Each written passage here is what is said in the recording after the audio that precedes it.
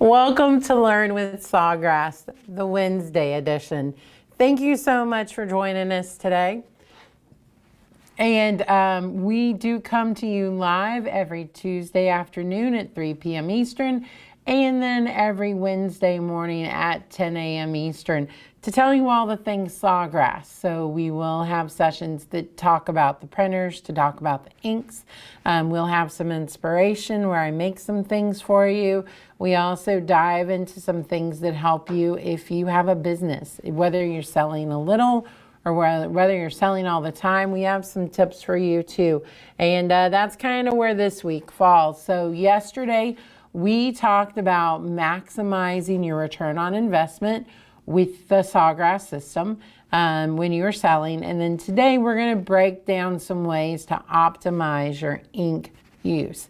I don't think there's anything like revolutionary or anything. Well, there is one thing that I've never said before, but most of it's stuff that we've talked about, but let's just all pull it together into this one topic. I am Rhonda. I am the education manager here at Sawgrass, and I'm joined off camera by Rhodes. So he is in the chat.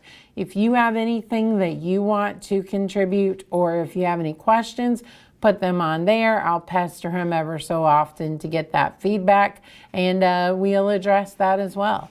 So I think that's it. Let's go ahead and jump in. I do have a question for Rhodes. Rhodes, has Lauren been able to join us? Lauren? Not yet, but if Lauren, if you're in there, let us know. Yeah. But is she following along? Can you tell? I can't see the actual... Oh, you can't see the contributors or the people who are following along. Lauren, tell Rhodes hi in the chat, please, so he knows you were able to get on. And not that Lauren is a customer. She actually is one of our new employees, and as part of her new hire training this week, I'm having her join the workshop. So that's the only reason I'm asking. All right, so let's go ahead and jump in. So we're going to talk today, like I said, about optimizing ink use and getting the most out of your ink. So I want to start by going over some things that if you've ever talked to our care team, they've probably said this. I know I've said it a few times, but a lot of it is just about the printer maintenance itself and how you can help the chances that your ink is going to be successful over a long period. The ultimate goal with any inkjet printer, well, the ultimate goal is to get great prints. But beyond that, the goal is to make sure that you're getting the most out of your ink and that you're able to get the most out of every single drop. So there are a few things you learn in onboarding that I think are very important to remember. The first of all is the expiration date. So the expiration date on the ink is extremely important. I know it sounds counterintuitive to tell you to stop using ink to get better ink usage, but it helps the printer. The expired ink is more likely to clog. Clogs are more likely to damage the printer. A damaged printer or a clogged print head is going to use more ink to clear it. So having in-date cartridges is very important. So one of my favorite comparisons is think of it as milk, not like bread. Bread, if you use it a little bit past the expiration date, a few days, you generally are not going to have any issues, maybe a little stale, but no problems. Milk, when it's bad, it's bad.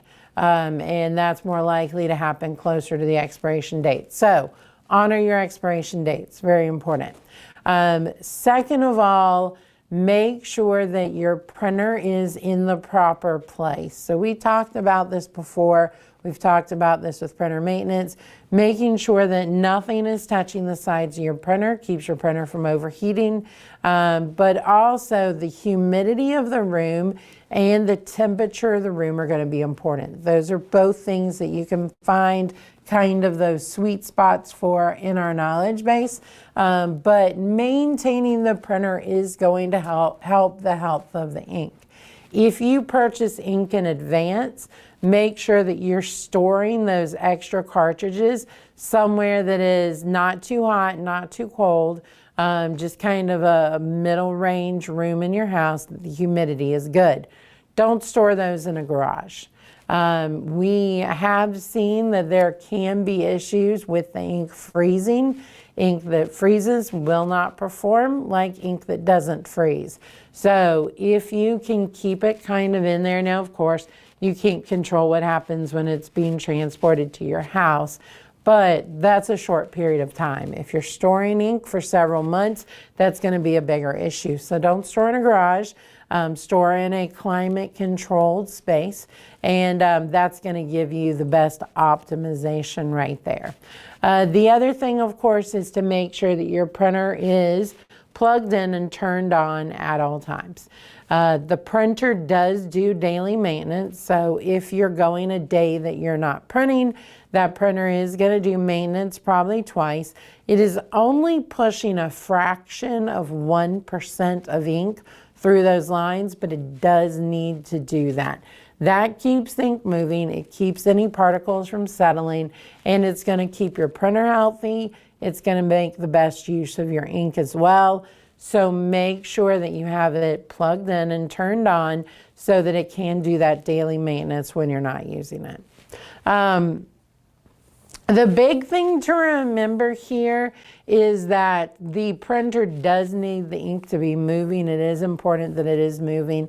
If you're not using it, it needs to be moving. Now, there's a couple of things, because I hear this all the time, and I just want to make sure everyone's clear. The printer is a very smart printer. While there are times where we have to manually check for clog nozzles, where we have to do nozzle checks, we have to do head cleans, we have to do head flushes, it can also sense at times when there is a clog. Now again, not going to sense every clog, but it does sense it occasionally. If you've ever noticed that your printer suddenly goes into a slightly longer maintenance cycle or randomly goes into a maintenance cycle, even when you're using the printer, that's what's going on. It's pushing some ink through the lines because it's detected a problem. So the best way to keep it from having to use that extra ink is to make sure that it is doing the daily maintenance. So that's why that becomes so important when we talk about ink use. The other thing to remember is that if you turn the printer off, it is more likely to clog because that ink does settle.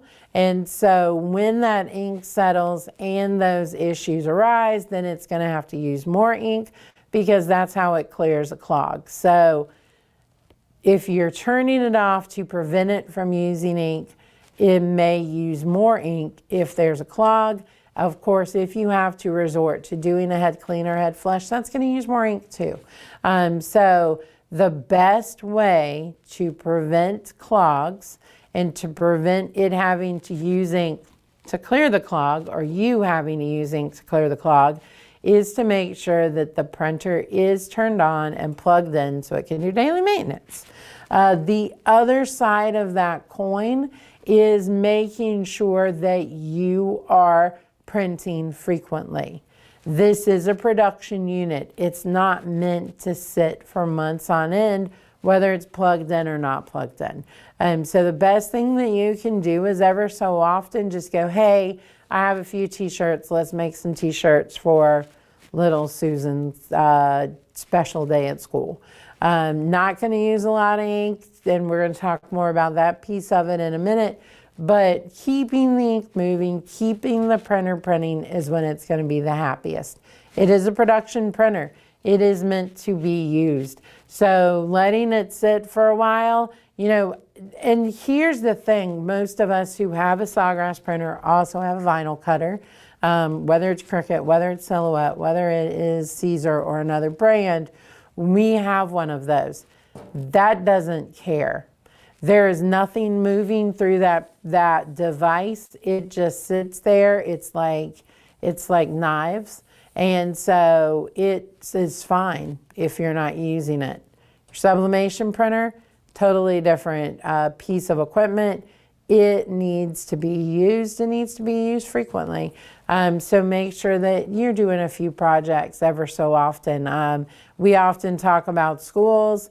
When school lets out, someone needs to take it home. Someone needs to make a mug occasionally or a t-shirt occasionally, just to keep it printing and keeping that ink moving, because though it sounds counterproductive, using ink keeps it from using ink. So we would rather ink be used to print something than ink be used to clean something. So make sure you're using your printer. Make sure you have it turned on so it can do its daily maintenance cycle. All of these are ways to really help. The next thing that I kind of want to talk about is going to be about the paper. So this kind of moves into our whole segment on waste and all of that, and I'm going to backtrack, but I do want to talk about the paper piece of this. When you are purchasing paper, you know, one of the things, and I guess the word of the day, Rhodes has been joking that my phrase of the last few weeks has been throwing spaghetti at the wall. So apparently for today, my phrase or my word is going to be counterproductive. So one of the ways that I know people try to save money, try to help that ROI, is not using sublimation transfer paper. So a lot of people feel that you can use regular copy paper. I'm old enough that I still call it typing paper instead of transfer paper. So here's what happens. If my ink is on a transfer paper, there is a coating that keeps the ink on top. Because of that, it is optimized to make sure that as much ink as is needed is coming off of that paper. If I am using copy paper or I am using low quality sublimation transfer paper, ink is going to absorb into the paper and that ink is not available to be transferred. Because it's not sitting on top, it can't become a gas. So while there is always going to be ink left on the paper, the ink is left because there's no more room in the pores of the poly coating to accept the ink. It's full. So we'll talk about the whole software piece of this in just a second. But the big thing here is to remember at least the ink is available to be used if it's needed. If it has been absorbed into the paper, whether the system needs it or not, it's not going to be available. Another thing to remember with the paper is going to be properly storing it, because properly stored paper is not going to absorb humidity. Humidity could cause inconsistency. Humidity could cause paper jams. And a paper jam means that it printed some ink but didn't get to print the full page and you're going to have to print it again. So that is wasted ink if that happens. So very important to remember this, but storing your paper properly when it's outside of the printer, making sure that it's covered when it's in the printer, all of those things are ways to protect the paper, which helps improve the quality of the print, which helps you from wasting ink. All right, let's dive into the print utility. We're going to talk about a few different things here. So I do jump into social media groups ever so often and look at the comments that are being made. One of the things that I've seen over the years, and I've even heard it in support as well, is people asking about this idea of what profile or what product should I use, or what should I choose to use the least amount of ink. Let me switch to a SubleJet printer.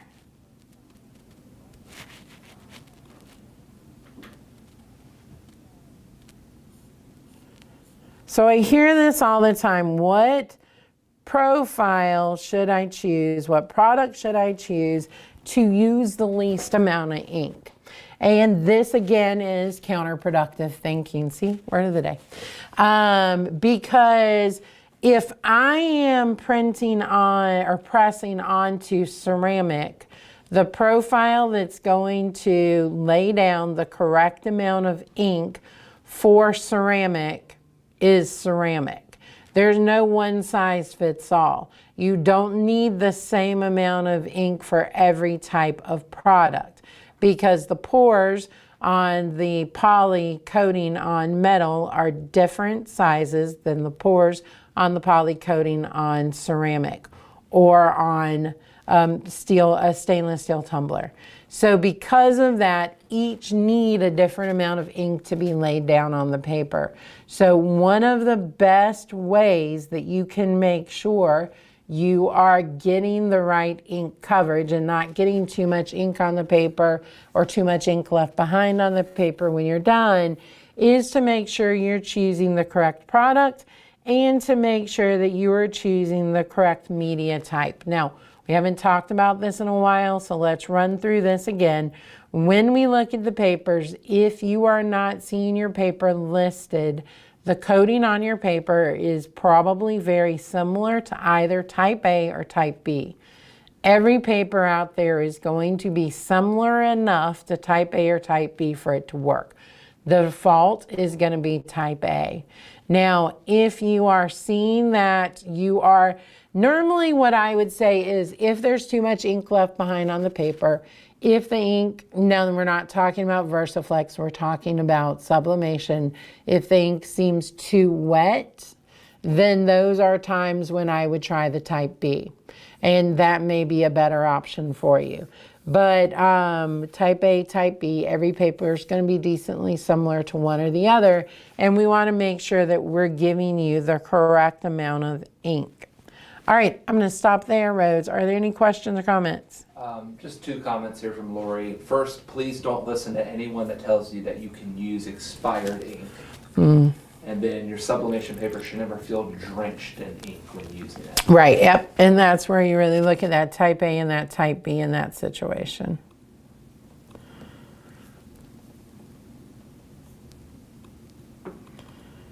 All right. Another thing that helps you with your ink use is going to be making sure that you are using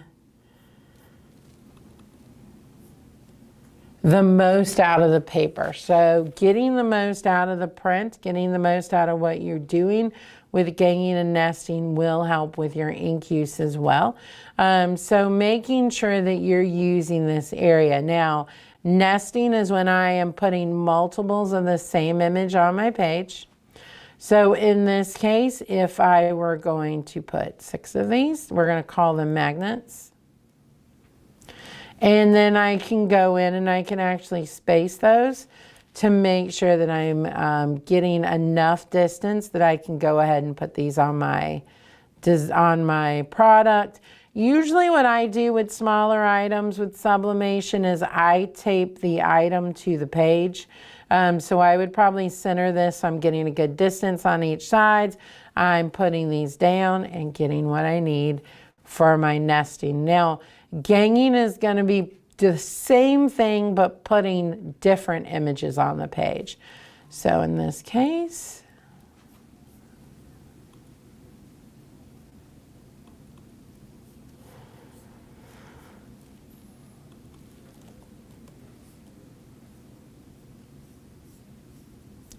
I'm going to hit my add button and add a different image.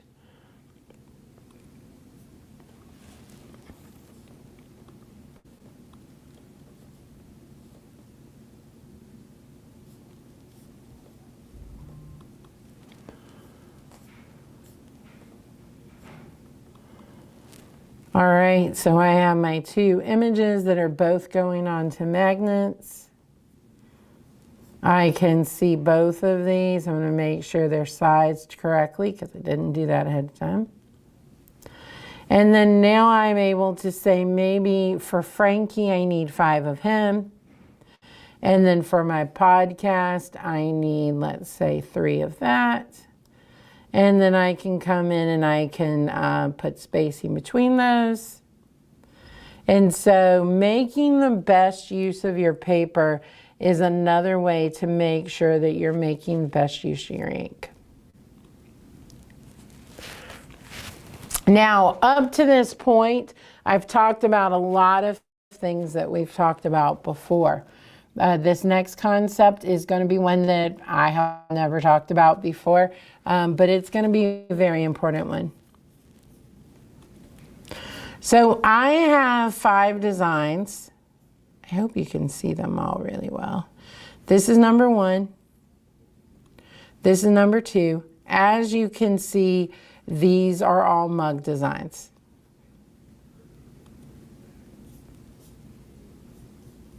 So let's say I was in a business where everything I did was mugs.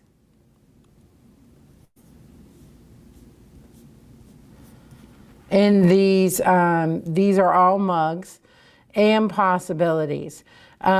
Here's the thing, and you know, we see it all the time. People ask us to give them an estimate of how many prints they can get out of a cartridge of ink or out of a set of cartridges of inks.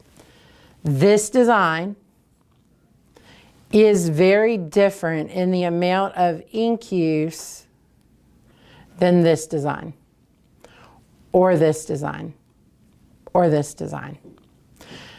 Every design uses different amounts of inks. Now, if you are doing photo mugs, that's going to use a tremendous amount of ink. When you look at this design, or especially this one, that has a lot of saturated color. I'm not saying that the best way to make the best use of your ink is to never print these designs or don't put them in your store. But what I am saying is that you need to balance. Designs that use less ink, like this one and this one, sell also. So balancing that out and making sure that not every design in your store is corner to corner color. Even something like this with some white to break it up is really handy. But if every one of your designs is fully saturated, bold, dark, deep colors, you are going to use a lot more ink than someone whose primary designs are these. So one of the things I suggest is really balancing it. You know, you have things that use a lot of ink. You have things that don't. This is another great example. Our logo for Ink Differently, our podcast, uses a tremendous amount of ink. My little Frankie that I turned into a tote bag a few weeks ago for Halloween, not so much ink. So just remembering that as you design, that you balance that, is going to be very helpful in making sure that you're using your ink and that you're saving some ink too. Other things to consider, and so this is something that we talked about. You can go back to the main camera, Rhodes. One of the things that we talked about yesterday for a bit was about waste, because anytime you have to reprint, you are using ink again. So one of the best ways to make the best use of your ink is to cut down on your waste. How do you cut down on your waste? Well, we already talked about ganging and nesting. We've already talked about storing your paper properly to prevent jams and making sure that you're using high quality paper as well to be able to get the best use out of it. Things like the printer maintenance are going to be super important. I have launched a campaign. It's a one-woman campaign, but I want you to open the lid on your printer twice per month. I want you to check your feed belt and see if there are any lines on it. If there's anything that needs to be cleaned, I want you to check your wiper blade, and I want you to check your clapping station. So checking those parts just to make sure they're all clean is going to prevent lines. Preventing lines is going to help you preventing having to reprint. Same thing. Doing a nozzle check ever so often, especially if you haven't used the printer in a while, to check to see if there are any clogged nozzles is going to be another thing you can do, because a nozzle check that reveals a clog uses a very small amount of ink. having to reprint a full print, especially when we talk about things like that full ocean design, well, that's going to use a lot more ink now, isn't it? So it's always better to catch the issue and fix the issue before you have to reprint something. Because not only are you wasting the ink and the paper, if you get all the way to product, then now you've wasted a blank too. There are blanks that are not too expensive, but there are a lot of blanks out there that cost a good amount of money.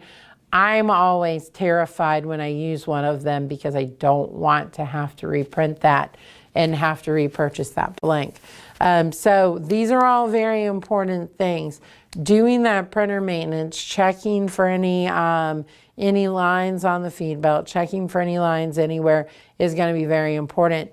The other thing to keep an eye on to prevent waste is keep an eye on your press. Is it calibrated? You know, since we have started with VersaFlex, I have learned that not every press is the same temperature.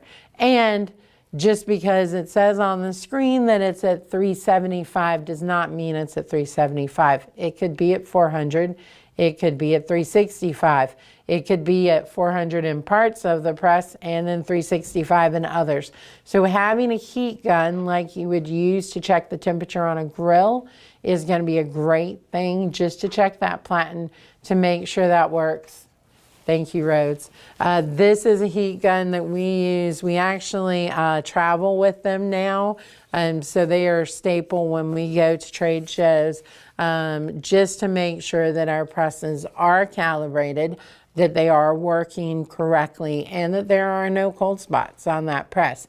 We know on every press we have where to kind of avoid. So this is very, very handy, and it is another great way to help prevent having to reprint. So making sure that your press is good. I said it yesterday, I'll say it today, I'll say it every day that you ask me. Make sure that you are using high quality blanks.